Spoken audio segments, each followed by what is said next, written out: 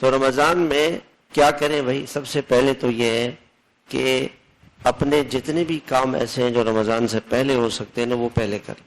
گھر کے لیے سودا سلف لانا ہے، کوئی کام کرنا ہے، گھر کی صفائی کرنی ہے، کچھ بھی ہے، کسی عزیز رشتہ دار کوئی کاروباری مسئلہ ہے، وہ رمضان سے پہلے کریں.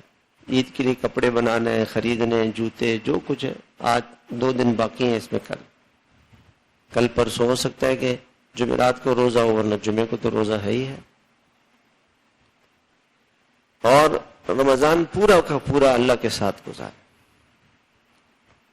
اور یہ نہ ہو سکے تو بھائی عصر سے لے کے اشراق تک کا وقت مسجد میں گزارے. یہاں الحمدللہ ہمارے یہاں ترتیب ہوتی ہے، پچھلے سال بھی 20 30 40 ساتھی یہاں رہتے تھے. عصر سے لے کے اشراق تک کا وقت یہیں گزارے. عصر پڑھ کے یہیں آ جائے، عصر میں آ جائے.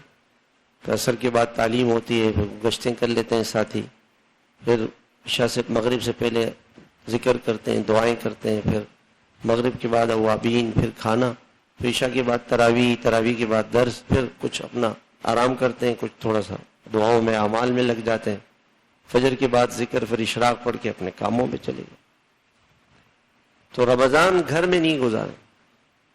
اور خواتین ہیں ان سے ہم درخواست کرتے ہیں کہ وہ اپنی مردوں کو تیار کریں کہ رمضان وہ بھی اور ہم بھی سب اللہ کے ساتھ گزاریں. ہمارا رمضان کس کے ساتھ گزرنا چاہیے بھائی؟ اللہ کے ساتھ. اللہ کے ساتھ. یہ حدیث میں آتا ہے کہ ہر عمل کا اللہ تعالیٰ نے ایک پیمانہ بنایا ہوا ہے. نماز کا یہ اجر، اور زکوٰۃ کا یہ اجر، حج کا یہ اجر، جہاد کا یہ اجر، تبلیغ کا یہ اجر.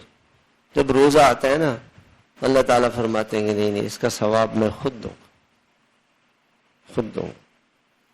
اور بعض محدثین فرماتے ہیں کہ یہ جو الفاظ ہیں وَأَنَا أُجْزَى بِهِ، کہ میں روزہ دار کو خود مل جاتا ہوں.